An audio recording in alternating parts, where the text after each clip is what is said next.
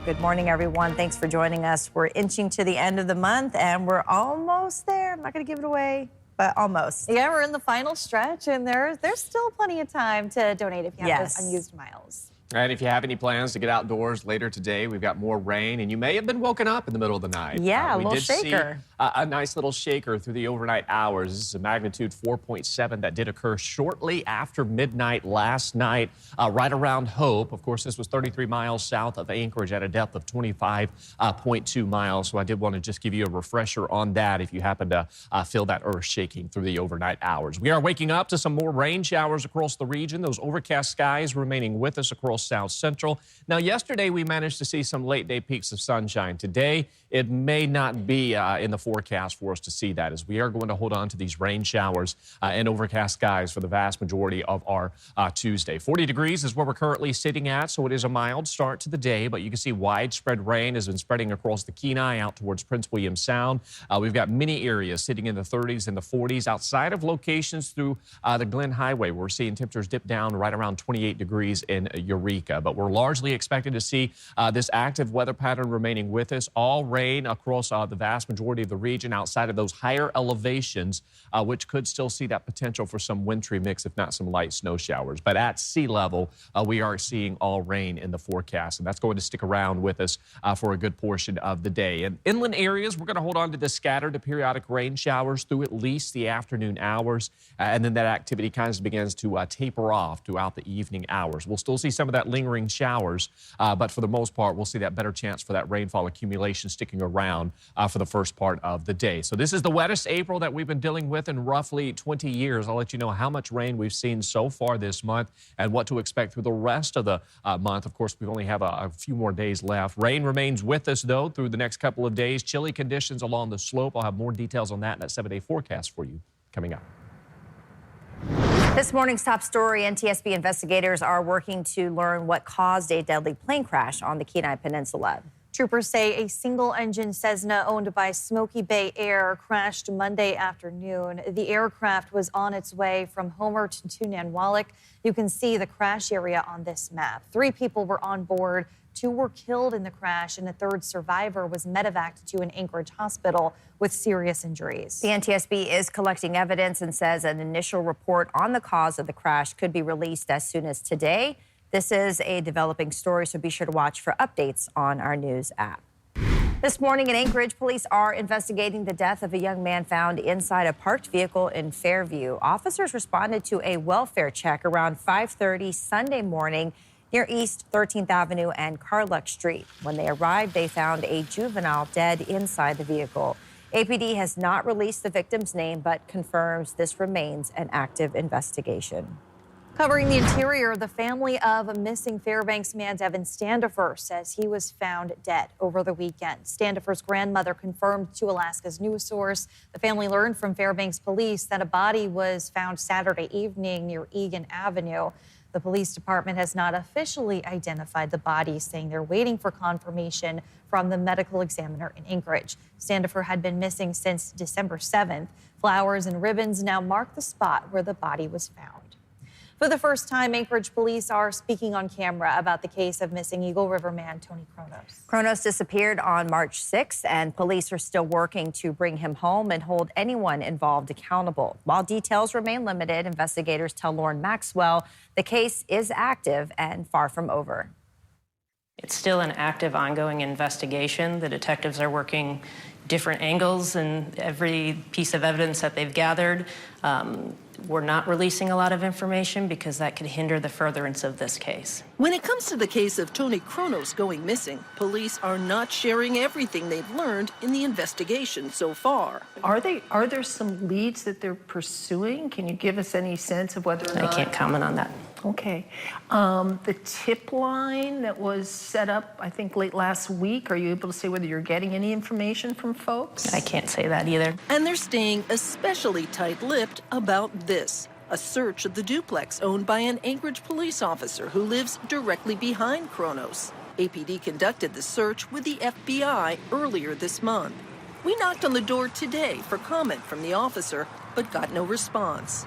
As for the friends who say they're frustrated by a lack of information being shared, APD had this to say. We're talking to the family, and that's how we do all of our investigation. We communicate with the family, not the friends. Lauren Maxwell, Alaska's news source. A controlled substance trial for an Anchorage nurse practitioner is set to begin tomorrow. Chris Kyle once faced manslaughter charges in connection to a 2015 overdose death, but the charges were dismissed in that case after key evidence was destroyed. During jury selection Monday, potential jurors were asked about their views on addiction and the opioid crisis. The current charges involve controlled substance violations, and the trial is expected to run through mid-May. Back in the interior, Fairbanks Mayor David Pruz is speaking out after a social media comment sparked backlash from Native organizations. In a post last week, Pruz referenced people from villages and shelters descending on the city and, quote, living their lifestyle, a comment criticized by the Fairbanks Native Association and Tanana Chiefs Conference as racist. Ahead of last night's city council meeting, the mayor defended himself on his radio show and told Alaska's news source he's owning it and apologized to those offended. I wish they would have called me first, listened to the background on it. So I started addressing it today, addressing it on the radio. I'll address it tonight at City Hall. I'll be writing a community perspective to the paper. And if you deem that as racist, I do apologize. It was no way, shape, or form meant that way. In an email to Alaska's news source, the Tanana Chiefs Conference said hundreds of tribal members expressed outrage over the mayor's social media post. The group added the mayor should focus not just on his intent, but also on the impact of his words. The Fairbanks Native Association has not yet responded to requests for comment. After hours of debate and dozens of amendments, the Alaska Senate passed House Bill 57 in a 19-1 vote. The bill would increase the base student allocation, or per student funding, by $700. North Pole Senator Robert Myers cast the only no vote. The bill, which originally focused on regulating cell phones in schools, still includes language on that issue. It briefly moved to the House for a final vote, but was sent back to the Senate after a possible drafting error was spotted. Lawmakers expect to take it up again later this week. The Alaska House passed a bill to help disabled veterans access their retirement early. That is according to a late-night email from House Republicans. House Bill 17 lets veterans who are permanently disabled use their personal retirement funds without penalties. The bill received unanimous support and now moves to the Senate. 4 UAA students and recent graduates will keep their visas. This after a federal reversal that came days after a lawsuit was filed by the ACLU of Alaska. Earlier this month, the students were told they would lose their status, prompting a legal challenge claiming their due process rights were violated. A university spokesperson confirmed all 4 visas have now been reinstated. The government's decision to terminate his status was unconstitutional and in violation of the Administrative and Procedures Act because he had no ability to understand why they decided to terminate his status and no ability to contest that. The lawsuit remains active despite the government's decision to reinstate the visas. The Department of Homeland Security has not responded to Alaska's news source requests for comments. FEMA is now releasing more than $1 million in federal grant money to upgrade emergency radio systems in rural Alaska. 9 public radio stations are set to receive funding after FEMA lifted a hold on reimbursements to the Corporation for Public Broadcasting. Well, it's exciting news for us. We first reported on this in February when stations like KVRW and Utqiagvik had already spent tens of thousands out of pocket to cover critical upgrades. In Sitka, KCAW says it can now move forward with $300,000 in long-delayed emergency system improvements. The overall goal of what we're doing is to increase the resiliency of our broadcast change. So basically meaning that we make it more able for us to stay on the air in the event of an emergency. So 2 of the things we're going to purchase with this grant now that it's unfrozen are a new generator for our station site and a new generator for our transmitter site, so that in the case of a power outage, we can keep on going on the air. We are so grateful to the Alaska delegation, Senator Sullivan's office, their staff, and Senator Sullivan and Senator Murkowski and her staff for working with FEMA. As soon as they found out that the funds had been frozen, they were right on it and making phone calls and getting things worked around until these funds were released. We've posted a full list of what upgrade funding all 9 Alaska stations are receiving right now on alaskasnewssource.com and our mobile app. I'm Jill Freitas. Up next, the cruise ships are back, but Juneau's biggest tourist draw is facing a big challenge. After the break, how staffing shortages at the Mendenhall Glacier Visitor Center could impact Alaska's busy summer season. We're going to make a lot of money, and we're going to cut taxes for the people of this country. It's been 100 days of hell. Mixed reviews on President Trump's first 100 days in office as markets to Main Street continue waiting the trade war fallout. Rain remains with us as we close out April. We're talking about a wet end to the month. We're with many areas seeing top 5 wettest. I'll have more details on that. But first, at sunrise, 5:55 in Anchorage, 4:44 in Utqiagvik. Your full forecast is next. Well, welcome back in on this Tuesday morning. We are waking up to more rain showers in the forecast. And looking at the last 10 days, 7 of the last 10 days did bring some rain across South Central. And this is one of the wettest Aprils in nearly 20 years. We're sitting at 1.40 inches of precipitation for the month of April, which is enough to cement our place as the 5th wettest on record for the month of April. You can see our typical April brings about 0.43 inches of rainfall. So we've seen more, nearly an inch more than what we typically see for the month of April. And this is the wettest April since about 2008 when we last saw nearly 2 inches of rainfall. We're going to continue to hold on to that rain today and into our Wednesday before things kind of quiet down as we welcome in May. We'll still see some rain showers as we welcome in next month, but activity is going to die down beyond Wednesday. And you can see later today, as we head through the afternoon and evening hours, we'll see a lot quieter conditions as well. So it's really the morning into the afternoon where we're going to see most of that rain sticking around a good portion of South Central. We're even seeing areas out towards southwest Alaska where we're continuing to hold on to some of that widespread rainfall with some snow embedded within that.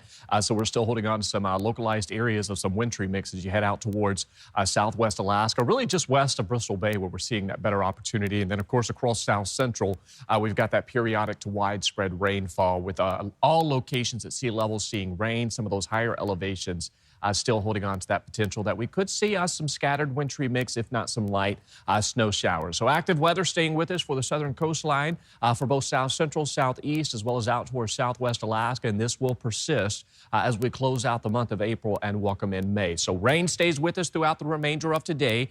We will see some dry time towards the evening hours. Unlike yesterday, we may not see much in the way of some late day sunshine, but we will see some dry conditions later today into the evening hours. And then as we welcome in Wednesday on into Thursday, you can see that rain does remain with us, but it begins to die down as we welcome in the latter half of this week. So we will see some drier conditions making a return to South Central, but we've got to get through today as well as tomorrow. That's where we're going to see that better chance for that rain remaining with us. And of course, coastal regions could easily see the potential for several inches of rain accumulation. We're talking about areas out towards Whittier, Portage, seeing that potential for about 2 to 4+ inches of rainfall from today on through at least Thursday morning. Now, Anchorage, the Valley, down through western parts of the Kenai will largely be shielded from most of that rain, but we still have that potential for anywhere from 1/10 of an inch to nearly 1/4 of an inch of rainfall. So we'll add on to what has already been a wet April. Temperatures today will stay in the mid to upper 40s across the vast majority of South Central